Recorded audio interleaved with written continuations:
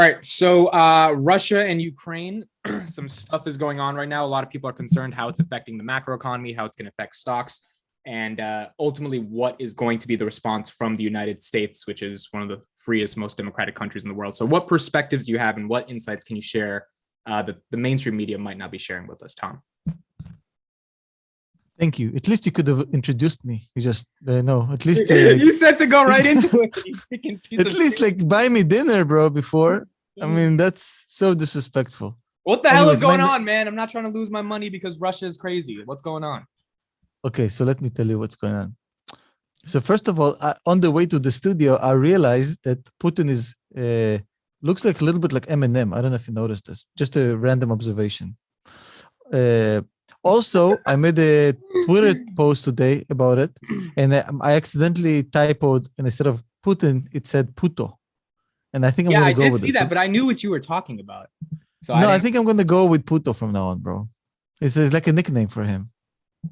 No, I'm just kidding. So listen. So what's going on with Russia? Okay. Yeah, Puto. You know, in Spanish that means bitch, right? But I don't know Spanish, so yeah, that means Puto bitch. also means like strawberry cake in Filipino. So it means a lot of things, bro. All I'm saying, listen, I have no problem saying I don't like the guy, and you know, I don't give a shit. So here's what's going on. And your insight here is valuable because you are Russian, right? So for the yes. So if tomorrow I don't pick up the phone, you know what happened. I'm gonna send you. You can have my gear. So anyway, so let's listen. This is what's going on. So Russia and Ukraine go way, way back. So if you go back far enough in history, Russia and Ukraine used to be like literally one people. Not to the Soviet Union times where they already had like different languages and a little bit of somewhat different cultures. But if you go way, way back, they were like a single tribe. Right. And they split up. And they split up to something that's very similar and yet very different. It's very hard for me to explain how, on the one hand, Ukrainian and Russian cultures are identical and how the language is so similar and how everything is so similar, but yet also very different. So, and the thing is that within Ukraine, you always had these people that were still living Russian culture, language, and customs, and you had Ukrainians. So, for example, when I hear Ukrainian, it's very difficult for me to understand.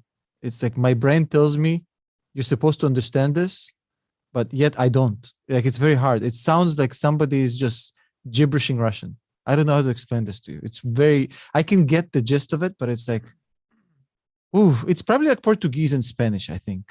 That would be the best equivalent to, it's very similar, but it's just, but the thing is with Portuguese and Spanish, it sounds different, but Russian and Ukrainian also sounds the same, identical. You can't, like it takes me, when I hear Ukrainian, I need like 40 seconds to figure out if this is Russian or Ukrainian. Right. I don't know immediately. Anyways, so that's kind of just the background to the story. And then, so Russia was probably the main centerpiece in what used to be the USSR. The USSR, the massive empire that fell apart in 1990, was a massive empire of many countries, many cultures. And if you could name one that was literally kind of an integral part of Russia, was Ukraine. So there were a lot of countries that had nothing to do with Russia, that were just annexed, like Lithuania, for example. Like it has nothing to do with Russia. Different language, different culture, complete everything. It has like nothing in common whatsoever. But on the other hand, like Ukraine is such an integral part, and it's probably the closest. It's like you couldn't imagine Russia without Ukraine and Ukraine without Russia. It's just so they're too similar. So as in the USSR, Ukraine was probably the kind of the safe bet on which country would always be a part of this. And then when everything fell apart in 1990, so Ukraine was pretty much it received all the shittiest chips on the table. So Ukraine in 1990, this is what it looked like. So everything falls apart. Everybody, the entire state of affairs for everybody that were part of the USSR is very bad. Nobody got off cheap. But and even Russia, I mean, their economy collapsed. Everything it took them like more than a decade to get themselves back on their feet. But Ukraine got the brunt of it. Like things gotten so bad, you would not even understand how bad things got. First of all, you have to understand that when the entire Soviet Union collapsed and Ukraine became an independent country, they inherited fucking Chernobyl. Chernobyl was it was a Russian Soviet project, but it was located on Ukrainian turf. So the world's largest, I don't even know how to define it, atomic accident was basically now Ukraine's problem. That's probably multi-decade, $10 trillion problem, bro. Yeah. So they inherited this, and they also inherited a bunch of nukes that they couldn't maintain, and a lot of people that were fucking hungry. So they struggled to literally keep the lights on. It was really, really, really bad. The thing is that also in Ukraine, like when it's split up, basically it's based on resources. Like their main thing is they dig shit from the ground and they sell it, much like Russia. Yeah. But Russia has a lot more of, and especially oil and energy, which Ukraine does not have in the same. What's Ukraine's main source of income? Is it oil as well, or minerals? I think they sell shit. They sell commodities, and I'll get to it in a second. Okay. I think that's the main. I don't know exactly what's the breakdown, but when things fell apart, here's what started to happen. So basically, the USSR went from being the most important, and I know that this is like a little bit long, but this is important. The background is something that a lot of people don't understand. Yeah. Especially if you're not from this world. So when the USSR overnight, and by the way, that accident in Chernobyl, that nuclear accident, was probably the biggest catalyst for the way the USSR fell apart. It fell apart 4 years after that accident. Right. What happened in that accident was a major catalyst to the entire collapse, because it brought on a guy. Never mind. So, anyways, so they collapse overnight. USSR becomes from a big hitter to pretty much, nobody cares. You're the most irrelevant country on the face of the earth. Nobody gives a shit. You have no clout, no pull, no leverage. You're literally disposable. And it's very similar to how, like, not that I'm comparing, but in a sense, all the big conflicts start from this sense of the lost nationalist pride. Like if you go back in history, right, and you look how in Germany post World War I, you had very similar kind of, okay, we're they felt irrelevant, unimportant. Mm-hmm. So obviously that usually does not bring to power good people. It brings opportunist pieces of shit. And basically what happened is that US pretty much said, well, we're the only game in town, so we'll do whatever we want. And there's slowly started basically taking Russia's allies and westernizing them, with money. You know how the US pulls in like allies. It's very, I mean, it was very easy to do. And a lot of these countries went west, like we mentioned earlier, Lithuania and all of these former, so they immediately went west. I mean, it's better. I mean, the Western lifestyle, the Western economy, it's like there's no comparison. Like if I give you a snapshot of like Berlin, West and East Berlin, and it seems like one country is like modern, normal country, and the other one looks like a fucking post-apocalyptic fucking hellhole, bro. And it was literally the same city, just with communists on the one hand. And so everybody saw this. This was like when the wall fell apart in Berlin. Everybody saw in Berlin how insane, like what the capitalism had to offer. So slowly but surely, there were a lot of temptation for these countries to go west. And then Russia claims that in 1991, the West promised them not to let any of the former Warsaw Pact countries join NATO. Right. Because essentially the biggest fear for Russia at this point, post this collapse, is basically having NATO sit in their fucking backyard. Like Russia doesn't have a lot of natural enemies. But trust me, NATO is not their, like, even though Even now, you look at what's going on in the world. I mean, NATO is not a friend for Russia. I mean, and if you look at the geography of Russia, if you can pull it up on the screen, so pull up a screenshot of Moscow on the map in Russia, and I'll show you something very interesting. Nobody talks about this. So if you pull up the screen of a Russian map and Moscow is the capital, you'll see that it gotten a lot closer to the border since 1990 versus where it was. Can we find one with actual country names? I'll show you. There it goes. I can pull it up myself if you can find it. It's going to be that meme. I'll do it myself. Do you see it? Do you see my screen? Yes. Okay. This is perfect. So you see Moscow? Yeah. Like back in the day, you see Belarus and Ukraine, which is in yellow right now. Yeah. That used to be part of Russia. So Moscow was in the middle of the country. Like right now, the most important, the biggest, the most strategic city in Russia is literally sitting on the border because Belarus and Ukraine is no longer part of Russia. Yes. And now Ukraine pretty much is a border. And now your capital city is sitting right on the border. Well, somewhat. So in 1991, the world allegedly promised Russia not to join Ukraine and former Russian republics to NATO. Right. And the West, of course, nobody in the West admits that this happened, and they all deny it. And I don't know who's lying or not. I don't care. So basically, in 1997, Russia said that we got reassurances that's not going to happen. And then again, nobody's ever confirmed this. I don't know why. Why would anybody agree to this if you're the U.S.? I mean, Russia literally had no leverage.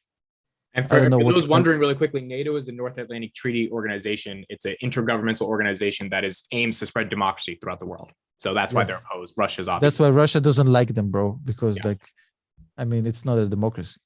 Anyways, for starters, there's many. I mean, there's only one country from the Middle East that's in NATO, and that's Turkey. And if you look at Turkey, they're not a great democracy either. Yeah, that's true. But Turkey is a whole different aspect. Turkey joined NATO because. Are you still here? I just went solo on the screen. Oh, no problem. So Turkey joined NATO and they thought they'll get into the EU, but then the EU snubbed them, and that's why Turkey went full on Islamist radical. I don't know if you know what happened. Never mind. So, anyways, basically, then in 1999, 2 years after they promised them that's never going to happen, they started fucking adding former Russian republics to the EU. Like they joined a bunch of these former Russian republics, and in 2004 they basically said, well, fuck it, everybody is in. Like Romania, all the Baltic countries, Slovenia, Slovakia, pretty much everything that's they all started joining NATO. No, the EU. Oh, the EU. Okay, gotcha. But that's just one step. Like joining the EU is pretty much, it's a gateway drug to joining NATO. And some of them did join NATO, but Ukraine was dangerously close to this. And if there's one thing Russia can't afford, and I'll tell you in a second why, is to have Ukraine join NATO. They can't afford it. It's a big problem. And Ukraine's not part of the EU, right? No, it's too broke. It used to be too broke. But if Ukraine let's say EU was like, hey, Ukraine, you can join. Like Russia can't stop them, right? Ukraine's independent, right? Well, that's exactly what's going on right now. Russia already in 2008 stopped Georgia from joining NATO by just invading them and like it happened already. So they find excuses. They'll fake some sort of a false flag attack or some bullshit nonsense to justify it's a defensive act, and they'll just conquer countries. They're very aggressive. So basically, but wait, this is the interesting part. So in 2004, pretty much Russia says, well, this is enough. This has been like a clusterfuck. And they basically said, well, Ukraine, we can't let that happen. And in 2004, basically, things started meddling in the Ukraine, but that did not pan out. And basically, politically, Ukraine started going west, even though Russia was trying to meddle, but it didn't work for them. So in fact, the government was pro-Western, et cetera, et cetera. So in 2014, they decided, well, we have to destabilize this government. All Russia wants really is just a puppet government in Ukraine. They don't want to conquer it. They want somebody they can control to take over, like they have with Belarus and other countries. So basically, uh, so in 2014 they decided to really meddle. Like, we're going to destabilize the fuck out of this country. Right. They literally started the civil war. Yep. Russia started to basically, let's just start a civil war, and we'll just collapse, and then we'll take over. It's going to be easier for us to put somebody we can control. But what they didn't expect to happen is, even though they were opportunistic, like they took over Crimea in the process because there was like a governmental vacuum in Ukraine.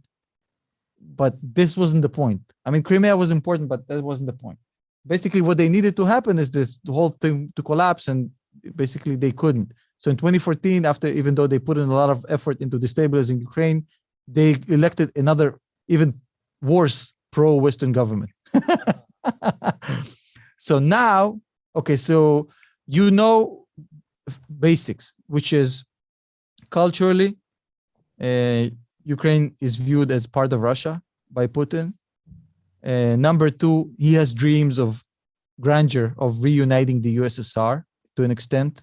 And the biggest, most important piece of that has to be Ukraine. Right. There's no quasi USSR without Ukraine. It's meaningless. It's not going to happen. And for the most part, and also there's fears of NATO sitting in the backyard of Russia, which is never something they can accept. It's just an act of aggression for them. However, the most important question is, like, why the fuck now? I mean, all of this was brewing for a long ass time. Why is he doing this now? Which is the question nobody's asking. Everybody's giving these excuses, but they don't, like, why now and not 2 years or 3 years ago? Well, I'll tell you why, because this is the interesting part. So why now? So there's a few reasons, some economic, some political, and they're actually very interesting. So, and I'll tell you what I think is going to be the end result of this. I'm going to make a prediction, although it's just a prediction. So now, for the first time in a long ass time, even though he's a dictator, Putin has to deal with close to, like, he's at 60% approval rating. Just to give an example, like, he doesn't really give a shit, but it's not like, it's much harder to control a population that doesn't like you than to have like this kind of peaceful control. And real quick, the 60% is because most, like, Russians have their basic needs met. They're not necessarily poor. Like, is that? No, he controls all the narratives. He controls all the newspapers, the TV, everything, because it's 60% despite the fact that they completely control all the flow of information and media, and it's all like, imagine free press in Russia, bro. This would, like, oh my goodness. So 60%. But Russia hasn't banned like YouTube or Google, but they still. No, it's his biggest mistake. He never fucked with the internet in Russia. All he wants to control is the media, newspapers and TV. He never gave a shit about what's going on the internet. He doesn't feel like for control Russian people, internet is that important. He never feared the internet. And that may be because he's like old school, he doesn't understand or whatever. But so far, it worked for him, to his credit. So on the internet, you can find a lot of nasty stuff, but you can find this on mainstream media in Russia. So basically, now he has to deal with basically a popularity issue. Just to remind you, in 2014, when they annexed Crimea, his popularity was like 90-something%, bro. So he's not. So you need to generate a common enemy or a war or something to just, I mean, it's kind of the oldest trick in the book. Everybody in the US, they do it as well. In every country, like, it's a known tactic, bro. Every politician will always use a good conflict to mobilize people and just fucking, get over that. Now, that's one little aspect of it. The second aspect of it is that Ukraine is actually now fucking the best it's ever been. Ukraine basically exports things they dig up from the ground. And now there's no better time to do that than in 2022, bro. With raw materials and fucking commodities is skyrocketing. So Ukraine is actually right now is just fucking fire economically, just insane, bro. So if you have dreams about creating this self-sustainable one quasi USSR, you have to have size. Size matters in this case. Right. And especially a country like Ukraine, with them actually now financially being a force of nature, which they like, bro, it's the fucking Ukraine, but now they're actually fucking doing phenomenal. And with this whole pro-Western government and the whole NATO talks actually heating up, this whole combination is basically created the perfect storm where all Putin wants to do is have a seat at the table. So now he's like, okay, so I really want Ukraine, but on the other hand, I want more to be able to have like an equal conversation and get stuff I want from the US. Because he couldn't to this day, like when they're trying to let Ukraine join NATO, this is like they're spitting in his face, bro. Right. It's so disrespectful. Like in his eyes, it's like they don't like he views Russia as this empire now. That's how he views Russia. And like in the media, a lot of like, but still, they're still not giving him respect. They're like, oh yeah, we're gonna let Ukraine join the fucking NATO. You can stop us, whatever, blah blah blah. We're gonna send troops to fucking in your backyard and blah blah blah blah blah. So he's like, he wants to sit at the table, and you can't get it out of a point of weakness. You got to come from strength. If you want to renegotiate the terms, you got to come from a point of strength. Now, here's the problem. And why I'm going to tell you right now, what he's trying to do here is political maneuvering. I think it's very unlikely we're going to see a single bullet fired. Again, I can't tell you for sure because, it's an explosive situation and all you need is one Yahoo to do something crazy and then the whole thing erupts. But assuming that does not happen, I don't think we see an all-out war, and I'll tell you why. It makes no sense for either party to go to war. Now, it never does. War is never good. Right. But in this situation, it's just destructive, insanely. So Russia has Europe by the balls. The entire EU is they hold them by the nutsack right now. Because Russia controls and provides about 1/4 of the natural gas to the EU. 1/4 of the entire gas to the continent is coming from one fucking country, bro. It's insane. So if they shut it off or fuck with it, or just slightly fuck with it, and it's the winter time, like governments will collapse, bro. Like shutting down the gas to the EU from Russia is a humanitarian crisis, bro, especially in the winter time.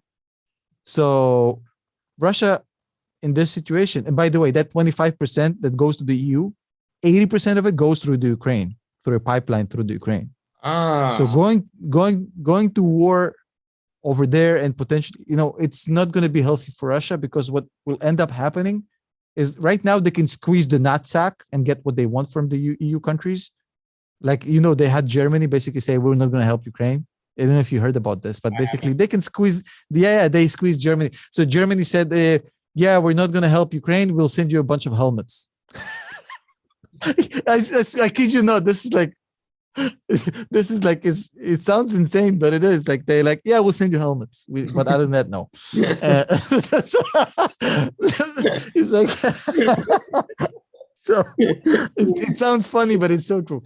But if Russia goes to all out war and basically EU has to respond and Russia fucking kills the plug on the gas, it will force the EU to adjust and basically say, well, these guys have proven that they can fucking, and Russia has been denying for decades that they use natural gas as a political leverage, which is bullshit, by the way. But Russia's stance on this is like, we've never used our gas as political leverage to get what we want. But if they shut it off, if there's a war and they have to shut it off to basically, because the EU is not going to basically let them just to invade Ukraine. So it's going to be proof that Russia has been doing that and will do it. And it's kind of just forces the EU to pivot to Arab gas, to American gas, to Australian gas. They're going to have to figure out another supply chain, at least from a risk management perspective. They're going to say, well, this already happened once. We really can't rely on this. We have to find, and that's going to fuck with Russia's main source of income as far as that part of the world. And on the other hand, it's going to collapse governments. I'm telling you, if they shut off the gas in the winter, bro, to Europe, it's going to collapse governments, and it will force the US to find the fucking solution and it's going to be a fucking Herculean effort. And even if they pull everything right now, they're only going to alleviate and mitigate how bad things like going to get. So going to all out war serves no purpose for nobody. They all lose big time lose. However, basically getting the US now, so Russia is now saying basically, this is the whole point. It's like, we'll call everything off if you promise never to let Ukraine join NATO.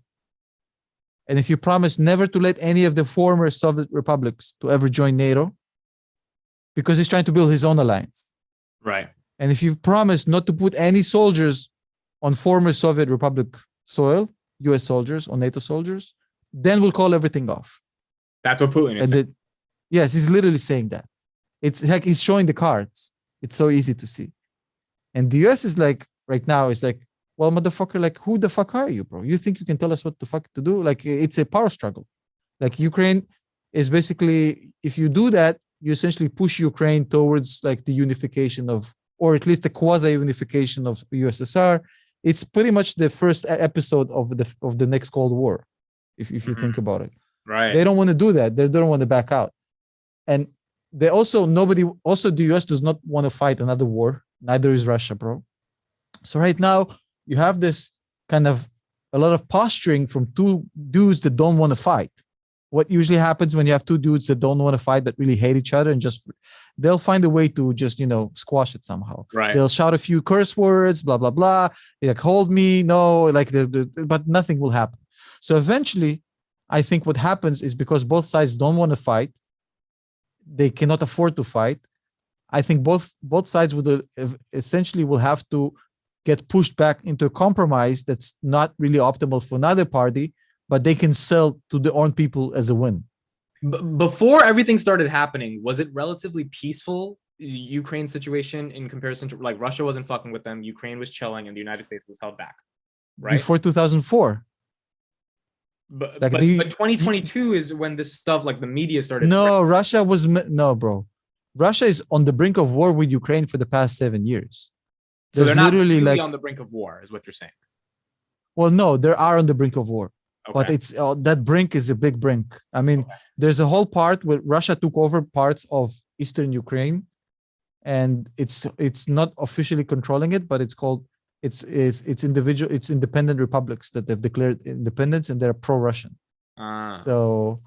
So there's a big chunk of Ukraine besides Crimea that they took over and like not officially holding. And on that border, there's literally like, they're firing at each other, like sporadically, but they are. So all these troops that Russia is sending is posturing, is what you're saying. I don't know for sure. And I'd be damned if I, predict what will happen in a fucking insane Mexican standoff like we have right now, because you never know. All you need is one idiot to fire his gun, But I think that they'll have to settle, and the way they'll have to settle is the US will have to come and say, well, this is a really good settlement for us. Basically, I think they're going to work something out like, okay, so we're not going to let Ukraine join for the next 10 years. And we're going to limit the amount of forces, NATO forces around Russia. And then Russia says, okay, so that means we're not going to fight. We're not going to meddle in Ukraine anymore. And they're going to let things be the way they are right now. And then every side, and then they all agree and go home. Because like a war there does not make no sense. Also, think about it this way. If you want to invade Ukraine, what would be the point for Russia? You invaded Ukraine. So the point would be like, if you wanted to do it, if you're Putin and you want to do it, why do this? Like, oh, I'm going to punch you. I'm going to punch you so hard. Like, fucking punch him, bro. Or fucking go. Like, it's just like fucking empty posturing. Why are you telegraphing this for like months on and on and on and on? Because the United States isn't going to do anything violent. They're just going to do sanctions at the end of the day. Yeah, but Russia doesn't want to just straight out invade Ukraine. It makes no sense for them. All they want is to be able to, ideally, in the best case scenario for them, they want a puppet government, but they probably know they can't get it. So they just want NATO hands off and let Ukraine fucking naturally progress towards Russia over the course of the next few years. That's the whole story. Like, there's money involved. It's all like there's big dreams of what used to be involved. There's cultural issues here, but mainly the conclusion is nobody wants that fight. That's the main thing that I want to explain here. What's going on with the media then? How are they doing a inadequate job in terms of describing this, or are they just trying to get people hyped up for a war? First of all, like, media is clickbait, bro. It's like we're in the same industry. Like, war, fear mongering actually sells. Yeah. So a lot of it is that. Like, if you go and ask people in Russia, like they've seen Putin operate for the last, like, whatever, few decades. Nobody's taking this seriously in Russia. Like, Russian people, like, this just fucking, he's bluffing. Because they over the know past there's- couple of weeks, it's been ramping up CNN and their coverage. Like, it's been Yeah, because you guys don't understand Putin. Like, Russians, like, nobody's taking this seriously in Russia. Like, if you ask 10 people on the street in Russia, like 9 will tell you, well, this is it's just a technique. It's a negotiation technique. He's not, because they know the dude. They know he likes to do it, bro. If he wants to invade and fucking take shit to the next level, he just does that, like we did with Georgia. He literally in 2008 just fucking walked over it. And if he wanted to do it, yeah, he could have done it a long time ago. So the stock market is reacting because of some instability, but in your opinion, it's really a no. The stock market is reacting rightfully so, because what you're talking about is instability in a place where I think, like, all energy prices is going through the roof as it is. Now you're talking about one of the biggest exporters of natural gas and oil, by the way, and they're going to war. What do you think is going to do to energy prices? And then if energy prices goes up, everything goes up. Yeah. And we're already fucking dealing with inflation. So it just makes the Fed's job as far as controlling prices and like the Fed battling inflation when energy prices is through the roof is literally a Herculean task. It's like you remember Sisyphus from the Greek mythology? It's literally that, bro. You can't. What would it help us fucking raise the interest rates? Like, if there's fucking energy prices going through the roof because there's a war. So that's why the US also can't afford that war to happen. They need things to chill the fuck down, bro. Right. It makes shit expensive. And Russia knows this. So Putin is playing that game where he keeps things tense. So the US basically says, okay, let's sit down and figure it out. So you think that's all he wants. You think these negotiations are going to happen before the market stops worrying about this? Yeah. He wants to be taken seriously, bro. That's his biggest dream. And it's all about that. Like, he's trying to get people to take him seriously, like in the global community, like the people who actually call the shots.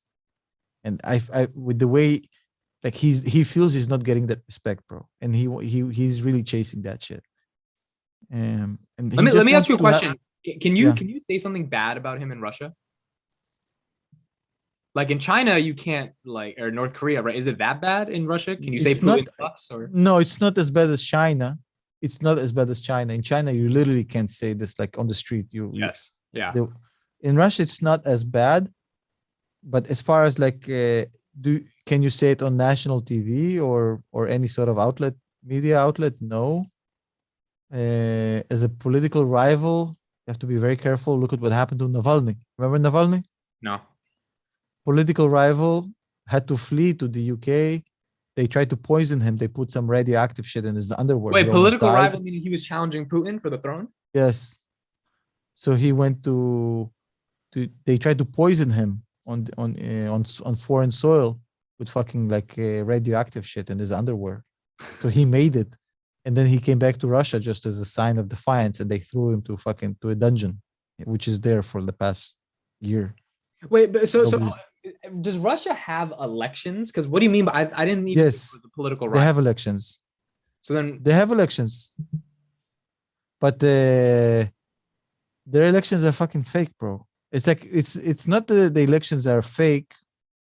It's that if one candidate is controlling the media and everything around it, right? And if there's any guy who's about to take off seriously, they just kill them. Like, Navalny was getting a lot of popularity, so just fucking get rid of him. So the elections are there and the votes are real, but I mean, there's no real opposition that actually matters. That it can't cultivate when the But media is but Putin has completely. shown to literally just kill political rivals, essentially. He's never going to admit it, but I mean, they just keep on dying. Just happened to die right around election season. Just gone. They'll get mysterious heart attacks, bro. That's so Russia is a capitalist country when it comes to business, but with human rights, it's more communist. Like it's a China situation, but not as intense. Yeah, it's not exactly capitalist. Also, to be honest, bro, a lot of their like energy production is completely nationalized. Right. Like Gazprom is pretty much a monopoly, and it's a government company, and they control all the energy, all the natural gas. So it's kind of this uh, hybrid economy. They just But it's haven't got that far definitely to ban US companies from entering, essentially.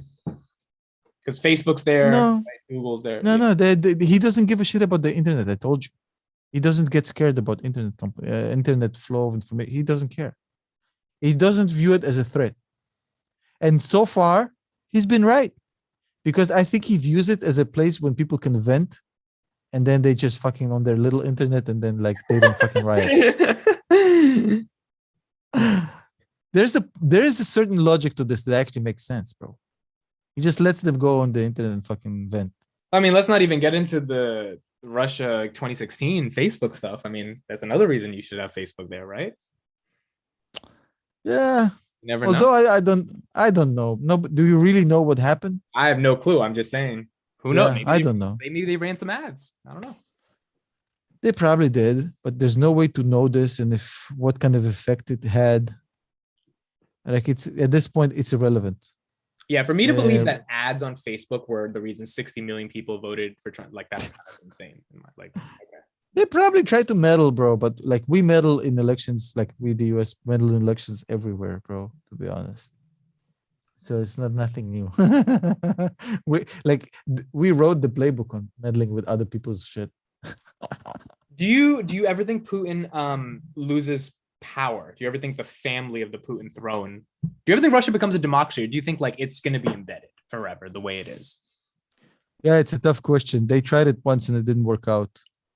When did My they try? dad says, well, they tried it all through that decade. I told you, the entire 90s were a complete democracy. Not the entire 90s. Well, a big chunk of it because when he initially got elected, it was a democratic. Like it took him a couple of years to change the system. He used to be prime minister. No, I think he switched roles every few. Like there's a limit to the amount of times you can be a president, so he switches between president and prime minister to add more terms. Right. So, but back in the day, he used to be like a normal candidate who just got elected. So Russia went like through a decade of democracy, and the people just couldn't stand it, bro. Like my dad says, they can't. They don't have a culture of democracy over there, so they feel lost without the strong man basically taking care of business. Right. So for democracy to thrive, you need a long-term culture that's been built around it. Whenever you try to put a democracy in the fucking in a hellhole that used to be like is insanely non-democratic, it usually falls apart. People don't know how to live that life. Yeah. That's why it's hard when the US tries to impose democracy. It's like, it's maybe not the best idea in some of these places. Well, it's not perfect, but I mean, would you not at least give them a shot? At certain places, it worked. I mean, some of the Eastern Bloc democracies are thriving. Former Eastern Bloc countries, democracies are thriving, even though they have no culture of democracy. But I mean, hardcore Russians really prefer like a guy like Putin. He's just too. He reminds them of how things used to be, bro, before the collapse. Like he brings back that nobody can fuck with us. We're a superpower. Like they need that because people miss that feeling of importance. But eventually, Imagine, those people like, are gonna die, right? So that's what I'm saying. The younger generation, are they? Nah, Right. they cultivate that, bro. Russia in like for them, it's like the decade of democracy was chaos. It was ruthless taking over of like it was just insane, like capitalistic fucking pandemonium, like Hunger Games. Yeah. Like they lack the order. Like everybody's poor to an extent, but there's nobody's shooting in the streets. Nobody's like taking over companies. Like none of this. It was so violent in Russia, bro, in that decade. So this they to an extent, like we think about it this way. It, for Russia to go to full on democracy, if he goes, the entire, even if he dies tomorrow, God forbid, I'm just, I don't know. I'm just kidding. Even if he just decides to quit tomorrow and retire, the entire mechanism is set up for one guy to call all the shots. Yeah. So you think the next guy after him is just going to break it apart and let it go to democracy? It's very unlikely, bro. You know what I mean? Yeah. It's very unlikely. The system is built around totalitarian regimes there. And so, like the only guy in history that tried to do it was Gorbachev. Uh-huh. When he broke everything apart. And you see what happened with Russia. I mean, they remember that shit. Yeah. I mean, if anything, it makes you grateful for the United States because, as you said, democracy is messy because you got to get a 51-49 majority. And for even with Trump and everything that happened, I mean, there were so many checks and balances, and people called him an authoritarian. It's like when you look at Russia, it's like it's hard to think the United States could ever be authoritarian in the most truest sense of the definition. And also, I'll tell you something. People complain about the loss of freedom of speech in the US. You know how people say, "Oh, we're getting censored on social media if we say certain things like that."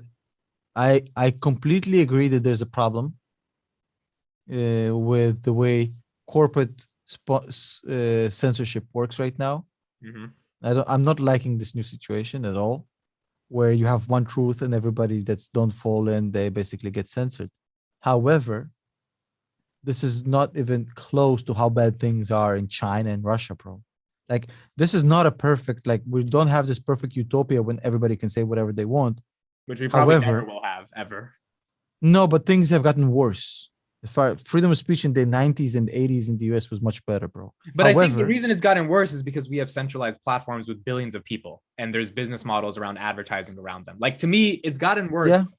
There's reasons why these companies can't have you say the N-word because they have a Burger King ad and Burger King doesn't want to be right next to the N-word. Like, that's where the nuance, I think people forget about that. But I agree. Like, when Twitter censors you or censors a politician, I mean, that's insane. Like, that's absolutely insane for me. Yeah, because the whole idea of politicians is being able to tolerate, unless they're preaching for like hardcore racism or stuff like this, you're supposed to tolerate the speech as long as it's not like egregiously like racist or like banning politicians of social media is a slippery slope. However, you want to go and see how bad things are in China and Russia, bro. It's rough. So I would just say to people who've not experienced how bad things can get, we should fix things in the US and make sure that freedom of speech is respected in its fullest, which is not exactly where we're at right now. But this is 100-fold, 1,000-fold better than anything anywhere else that I can think of. Because in the US as well, even if you can't tweet something, like, you can still Google and find the information, right? It's like Russia and China. You can't say it and it doesn't exist. It's obsolete because the government controls it. It's like in the US, you can't go to prison in the US for saying something. Right. Unless like you threaten to do something. You know, there's certain extreme situations where you can't, but when it's like matters of national security and like or you threaten to do some crazy shit, I don't know. But in Russia and China, you can go to prison for saying the wrong thing eventually. Yeah. Like there's a lot of political prisoners, bro, in those countries that their only crime was just saying the wrong things. And you don't have that in the US. So as far as, it's imperfect and it needs a lot of work, but I mean, it's much better than Russia and China. Believe me, you guys don't know. The world's best experiment. over the past 300 years. Nothing comes close to how good it is, bro. Like you can say it's not perfect, and it has its problems, but where would you want to live? Pick Yeah. a country, bro, and go there and see if you like it or not, bro. You can go to, like, for example, you can go in to the Nordic countries like Sweden, Norway, places like this. Which, so life there is actually but it's very socialist. It's life there is great. It's very wealthy countries and etc. etc. But like I mean, they don't promote capitalism like you know it. Like everybody's middle class Yep. There's and no then overhead. hyper middle class. So no individualism and basically capitalist success. You can go to Russia and China, see how that works out for you. I mean, you can go to Australia, which is now becoming more and more kind of aggressive with the way, with the way they handle the whole latest health crisis. There's like no place on earth that's left that actually will give you so much freedoms, employment, religion, speech, Religion's right the to big bear. one, man. People Yeah. forget about religion. It's like in Russia, do they have that? Can you be like openly Muslim or something in Russia? Yes. Okay. There China has are that. plenty of Habib and his family come from a part of Russia which is like predominantly Muslim. There's no problem. Okay, that's good. Uh, but as far as like it's I think the US is the most respectful country for multiculturalism and freedom of religion. Nobody comes close to how accommodating it is for people with different backgrounds. And there's a lot of issues. There's racism problems. There's inner city crime problems. Uh, there's there's certain sectors in the society that are completely underprivileged and don't get the same opportunities. There's a lot of shit that needs fixing. But I mean, look at what's going on in China. Like people are getting sent to concentration camps because they're Muslim, bro. Yeah. Nobody's talking about this. Like, come on, you know, there's this self-beating of the US by its own people has to stop. Nothing comes close to it, and even though it's not perfect, it's the only place that comes as close as it gets. Yeah. I'd agree. I agree. America. America. America first. All right, Tom. It Thank you so sounded much it for breaking sounded it down. nationalist, but this was like just kind of a free observation. That was a good breakdown. I hope everyone who was wondering about the Russia-Ukraine situation got some good background. And essentially, bottom line is we're going to get through this. It's going to take some negotiations. Stock market's going to be unstable with it for a while, but it's the same old game, and eventually the game will end as it goes. What do you think? Well, I mean, I agree with you. I mean, when I see all these headlines and stuff, I also, I didn't take it that seriously. Sometimes I look into it a little bit more, but I'm like my bottom line, without knowing any of the history, was like, there's no war. I'm like, there's no way Joe Biden wants to take us into a war after Afghanistan. Like, so that's why I always brush it to the side.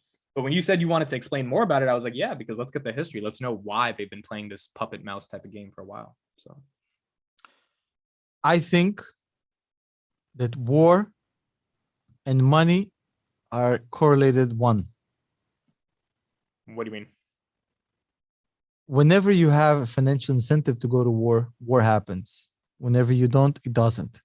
In this set of affairs or circumstances, I'm looking on the map on the table in front of me.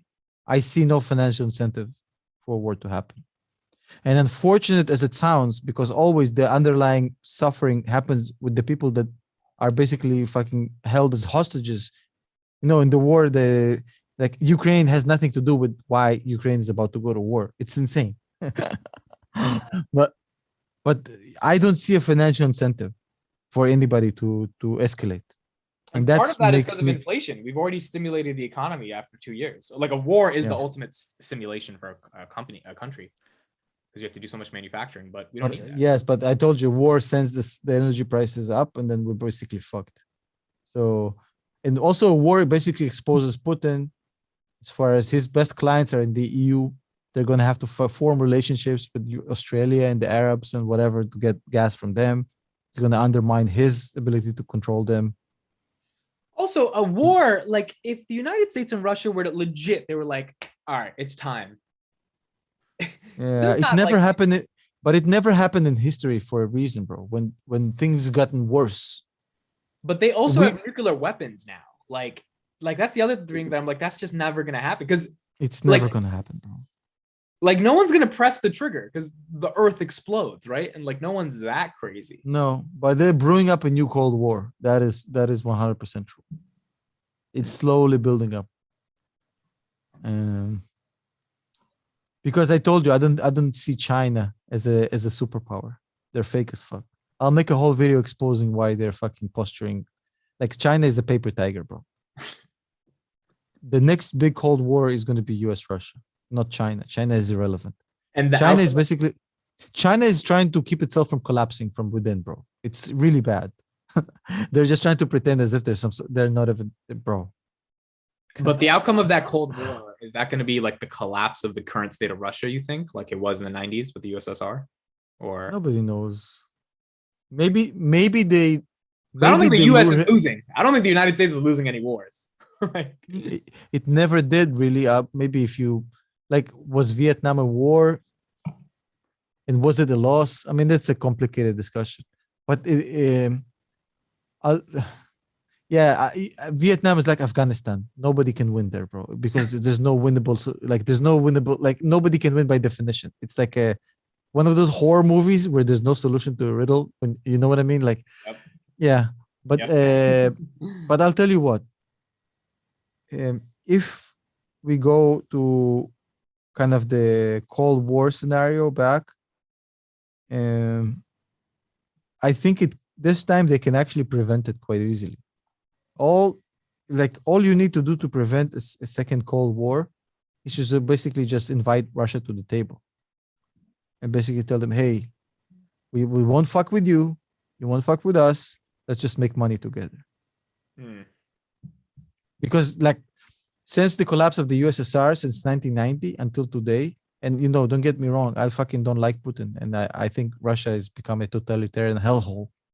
However, they can solve the potential conflict, and Ukraine is kind of the first example of it by just basically telling, okay, we accept you as equals, which they haven't, and I don't think they want to because it means they have to share with them all Yeah. this money and power, and that's not an easy thing to do.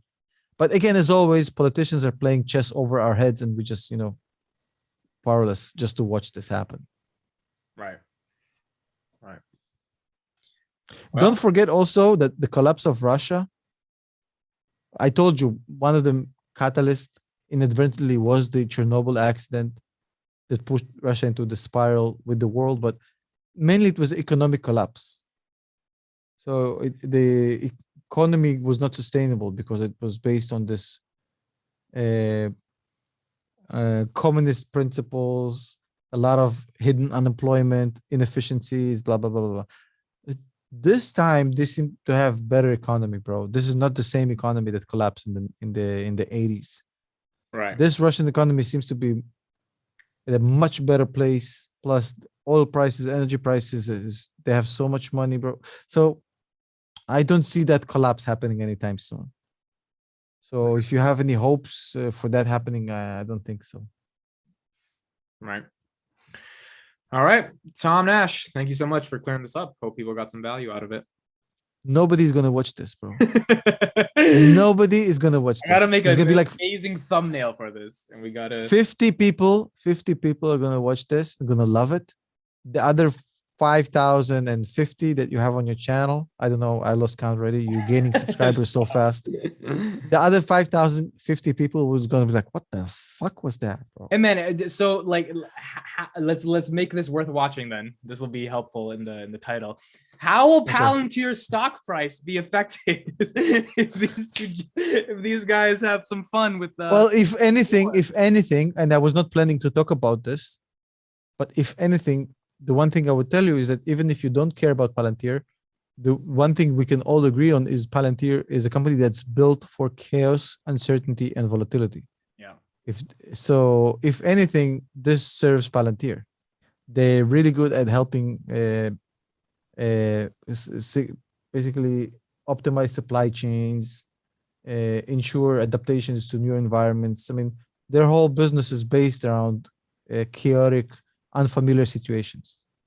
So I don't think Palantir is in is any sort of trouble with what's going on right now. In fact, they're probably getting some new clients with everything that's been happening. Because I will tell you something. I will tell you a scoop. Nobody knows this. Okay. I went rummaging through my LinkedIn earlier today. I haven't been on LinkedIn since August, bro. And I posted an article there today just to see what it's like. And I found that I had an email from like an email, the LinkedIn email, internal email from somebody from Palantir asking me if I want to chat with their management. And Wow. this was from August. Oh man, that would've been good. But yeah, I don't think that's happening anymore because you remember I took like multiple shots at Sham after his Oh yeah, bro. I didn't even know what Palantir was during that earnings call, and I still heard that Tom Nash hated the call. Like just through the grapevine, I heard.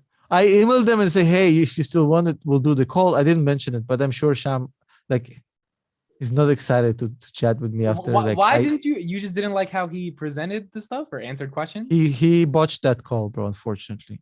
So again, John, if probably you're not watching, I thought you did great, but Tom thinks you botched it. So you can explain.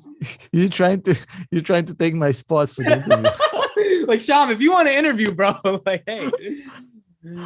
I think it was, in my opinion, it was very pitchy. It was pitchy. Yeah. You understand what I'm saying with pitchy? What do you mean by pitchy? So I think he got asked a lot of good questions. He ducked and dodged. Didn't get a straight answer to none of the questions that I really wanted to hear. Mm-hmm. They asked him about client concentration and a lot of stuff that people really care about, and he basically answered some robotic generic stuff about how Palantir is like something like just he couldn't handle it. The other part does sound very generic. I saw his interview with Emily Chang. He is very generic. So like he got asked like serious questions and no answer, and then in the entire call when he was like, it was just like a really bad car salesman that tries to oversell the car. He's like, this is the best car ever, and it has the best mileage ever, and has the best tire. Like, motherfucker, bro, come on. It's like it was like that, bro. I don't know if you remember this. Like, we're the best. I know you guys are the best at this.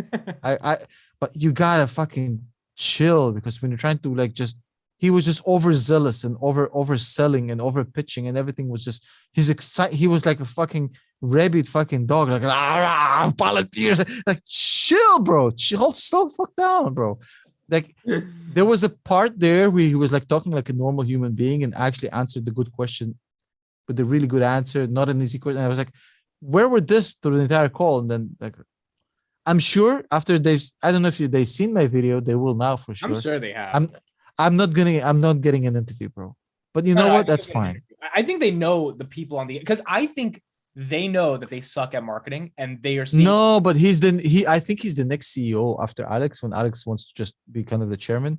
And I just fucking took multiple shots at him many times after that. No, but if I was them, I would actually give you the interview. I mean, Zuckerberg is going on Lex Friedman's podcast in a couple of weeks.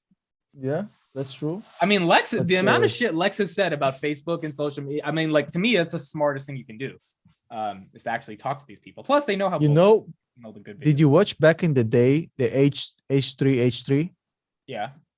So you look like the kind of I've known you for a while now. So you look like, and I was an addict to their channel. I used to watch a channel like religiously before the podcast nonsense. Mm-hmm. Yes. They lost a lot of fans and gained a lot of new fans, so they don't give a shit.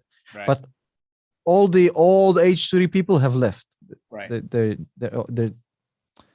They haven't suffered as far as numbers, but like they lost us, like the old generation, the original H3. So basically, when H3 started the podcast, you know who's one of the first guests to agree to come on was Ty Lopez. Right, I remember that. They grilled him hard. And I was like, this is brilliant, bro. Yep. He just leaned into the meme and fucking crushed it. I remember seeing that. Every time Ethan said, aren't you a scam? He's like, well, college is a scam. And I was like, he's got an argument. It's stupid, but he's got an argument. That was the only, like, this was a good podcast. The Jake Paul one was good podcast. The Jordan Peterson one was good until they took Jordan Peterson was amazing. Well, that early H3 podcast was really good before it became a fucking I don't know what it is now. Hype how they just started shitting on internet. They became TMZ for YouTube. Like, I don't know what's going. Like the early days of the H3 podcast in the old studio when it was just like very. It was good. Like remember the John Shatner one. yeah. That was good. I was like, oh, this guy is smart. I thought it was a meme. Yeah, The Papa John's guy. And I saw this podcast. I was like, this John dude is a fucking legit. I like him. So I ended up, he was a little bit cheesy, but I was like, I like John, bro. cheesy. I got you. I like. So they made people human. So the meme would come on. You remember Soulflow Antonio? He came on. Yeah. They fucking took a shit on him. And did they ever get those brothers, Mo and they took a lot of shots at Mo and his brother. I forget their name. Bradbury, Ethan Bradbury, and Mo Bradbury. I have a question for you. Why doesn't Carp do the calls? I don't know. It's a mistake, in my opinion. Because Elon's more successful than Carp, and he's doing the damn calls. And he did the calls Elon back is in 2018, but he's doing the calls. No, but Elon is not the most articulate person. He stumbles and Yes. he mumbles and he's not like a fast, smooth talker. But he does the call. So why isn't Carp No, but doing people the call? love that about. It's like when they watch my channel. Like I sound like I don't sound articulate, bro. My English is fucking broken. I have an accent, but people really want real. Like I can easily fix this. I can go to a coach and get rid of my accent, bro. I can afford it. But that's like It's inauthentic. people at the end of the day. people fuck with just real people. They don't want to hear a sales pitch. That's why I never liked Sham's presentation, because I was like, if Alex was on, he would stumble and mumble and say things that the PR people would not agree, and he would get a lot of like. He doesn't want to deal with that because he knows he'll say shit. They're gonna give him shit. And it's like, I'm no fuck it, bro. But the thing is, people want to see as much as I like Sham, bro. People want to see Alex on these calls. They want to hear him. They want to see what he has to say. He did one interview with Kevin, bro, with Kevin Warsh. He stumbled a lot in that. No, but he killed it, bro. He killed The it. And that's interview my was- point. It's like he was raw when he says 20 times in a row, like he's choking. It still sounds real. Like That 1 hour was probably like more valuable to Palantir and potential and current investors than any of the calls he was not on so far. 100%. Everything because he answers questions. He doesn't. When you are insecure, I think in what you have to say, you have to go to generic fucking kind of robotic answers. He's very confident in what he's doing, so he can actually answer like freely. So that's why Sham, if you're watching this, no offense, just fucking answer like a human being. Just maybe answer they like also didn't want Carp on the call because they wanted to sandbag a lot in Q3 earnings. No, I'll tell you why they don't want him on the call, because they know investor relations and the lawyers, and they all fucking know he's going to say something that he's not supposed to say. So in Sham is not in the same situation like Alex. Like they can't tell Alex what to do really, but he's not in the same situation. So he has to play ball with the lawyers and the IR and everybody. So you can see in the call he was really being mindful of what he can't say. Right. So all we got is this fucking disclaimer. I call this this conference call was like a disclaimer, bro. One disclaimer, bro. Like just there's a middle ground there that you have to be able to find it. You can't go fucking full on sales pitch, fucking pre-prepared fucking sales pitch and a disclaimer. It doesn't fucking work. We gotta live stream the Q4 earnings. It's gonna be exciting. Yes, we'll do it together on my channel or yours. Your any channel's fine. That'll be good. Good. By the way, the Cavs are good again. Yeah, the Cavs are. They're good again. They're good again. They're not bad. So who do they have today? Bengals or Chiefs? Oh, Chiefs. It's not. Oh man, is Brady really retiring, or is he? This is all bullshit. No, I spoke to my friend today. No, I thought you said. I spoke to Brady, and No, I can't. Brady doesn't fuck, bro. I'm irrelevant. Are you kidding me? If Tom Brady, Tom, if you're watching this, I will intern for you for free.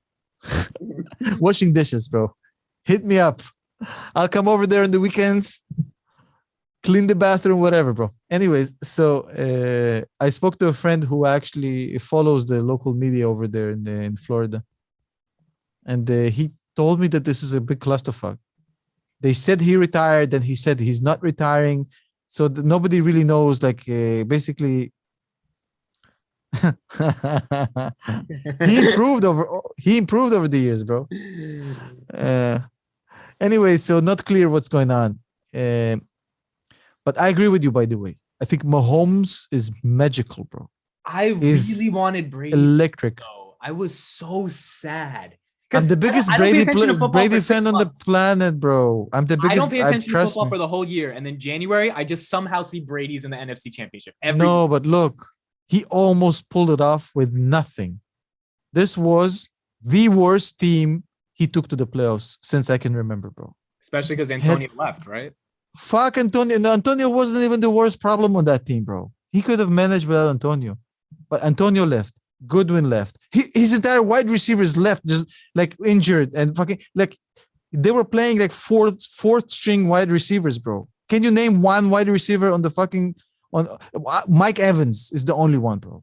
Everything else Rob? is Going well, he's decent, bro, but he's a fuck. You really like that's the only thing. That's the only weapon you have. Yeah. So defense, everybody's injured. Fucking O-line, there's nobody on, and they you know who like the tackle, fucking all-pro superstar tackle was injured for this game. They started a fucking rookie who was a fucking guard, a tackle, bro, against the best pass rush in football, which was the Rams. So no weapons, bro, no protection, no defense. Like they had the worst injury year ever, and the fucking Antonio Brown fucking implosion, and he almost pulled it off, bro. Did you see the game? You didn't see the game. Wait, at the end they lost from a field goal, right?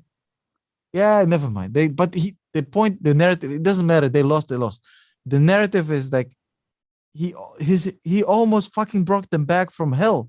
Do you remember the first half of this game? Or you didn't watch the game? I didn't watch it, but I saw they lost 30. Bro, the game was over. They were down. Bro, it was the middle of the third quarter. The game was over. Not even close. Yeah. And he almost brought them back with like literally nobody.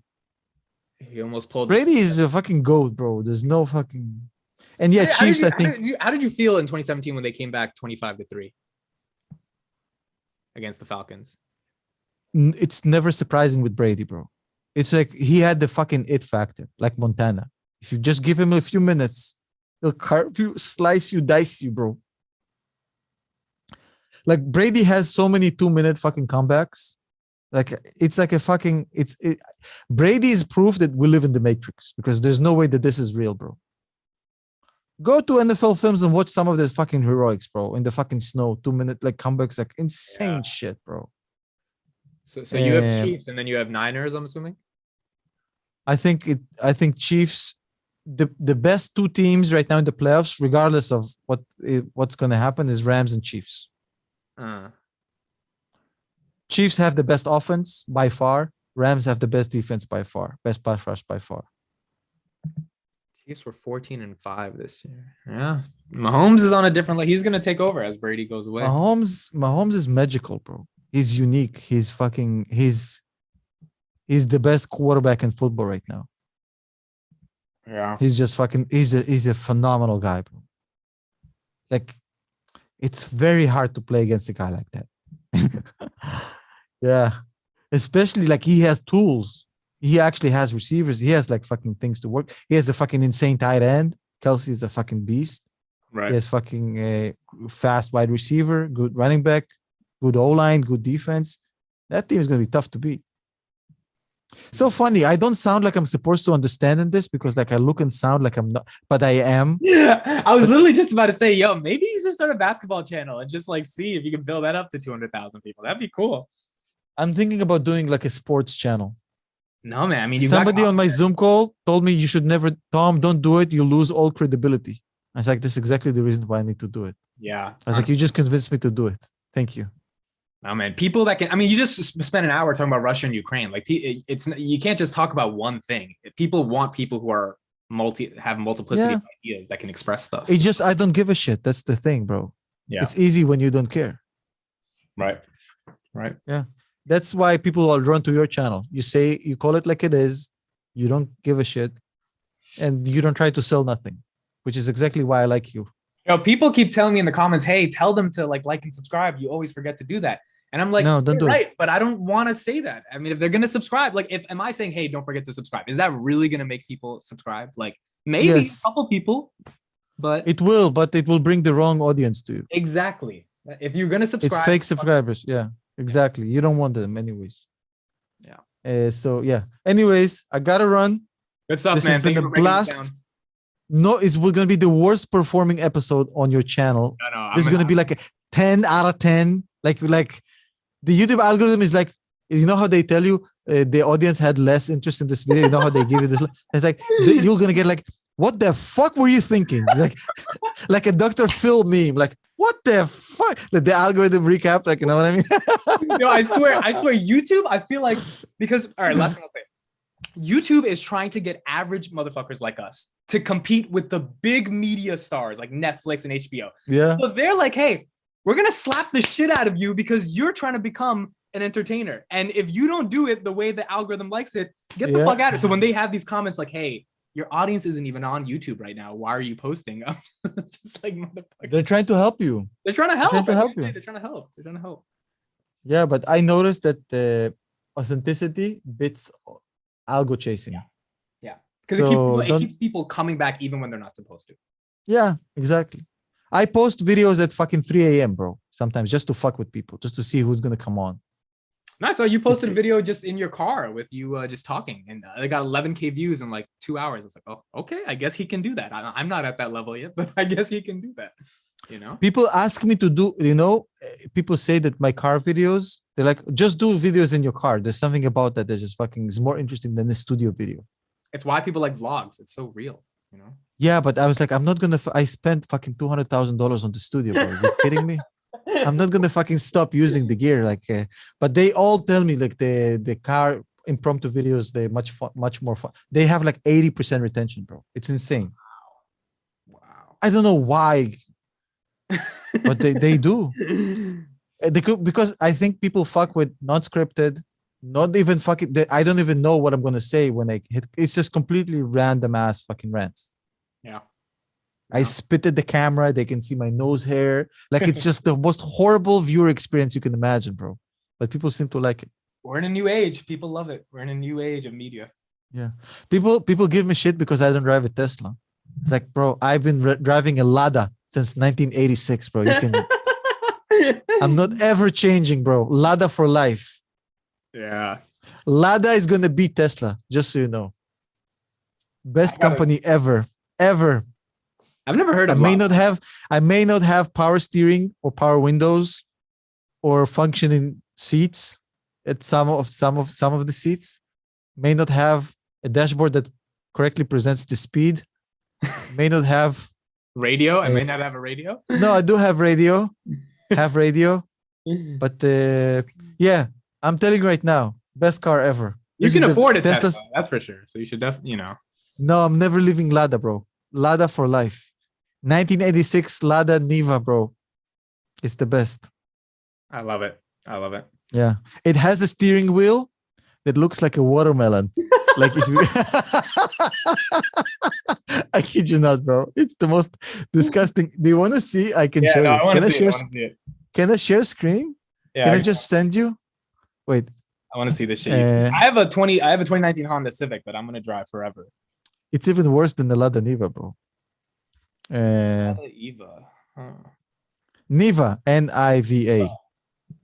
Yeah, you can Google it and just show it on the screen. Look at it looks like a time capsule. The Lada Nivas, they're like what would happen if you just froze a car from the 80s and brought it back. And that's the cars they make. It's look at the 2021 models or 2022 models from inside, from the interior. Nothing has changed, bro. Just click on the interior, I'll show you. Is there an interior picture? Oh, look at this is like there's no difference from the 80s and yeah, click on one of the interiors. What the fuck is this? This is what it's you drive? Yeah, that's the watermelon, bro. I told you. It looks like a slice of watermelon you're supposed to eat, like the steering wheel. Wait, is this a stick shift? Yeah, it's stick for, of course. And why do you continue to drive this? It's fucking epic. No, this is not a Niva. This is called. These ones are you showing? These are Zhigulis. Zhigulis are basically Fiat 127s that they bought the assembly line from Fiat after they discontinued the car, and they You drive your kids in this shit? Bro, it's the safest car ever. This is actually the new one. What this is the new interior, how it looks like. It's Bro, much this is a better. car that looks like it doesn't have seatbelts. I'm not gonna lie. It has seat belts. However, well, look, it doesn't look like this. You just cherry picking the worst pictures. It's not fair. You're cherry picking. Choose like one professional one when you see the interior like of a proper Lada. Wait, what is the name of this company? Lada Niva? Is it even around anymore? Yeah, it's around. You can buy it in the UK. It's the cheapest car I think you can buy in the UK. Interesting. By the way, its 4x4 capabilities are insanely good. It's just so nimble and small. I tell you a story. You know how every time I come on, I tell you a story. If anybody survived this podcast, they deserve to hear this story. Yeah, you definitely. I've never told this. I've never told this story ever. Nobody knows about it but me and just one friend. This is gonna fucking make all my other stories look like fucking. I can't believe I'm about to tell you the story, but it has to do with the car. Okay. So in Russia, like in the 90s and shit, a car like in the 80s. Sorry, in the 80s, getting a car was like a big deal.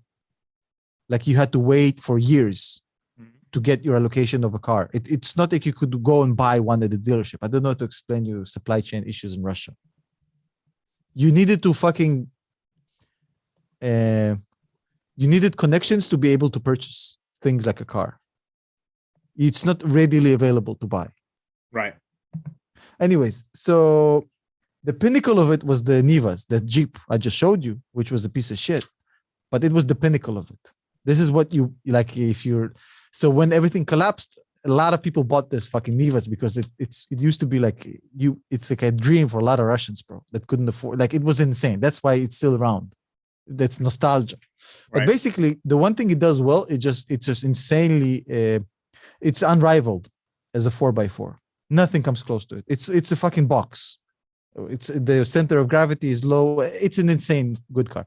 So anyways, so I was 15 and my buddy was 16 and his parents went out of town.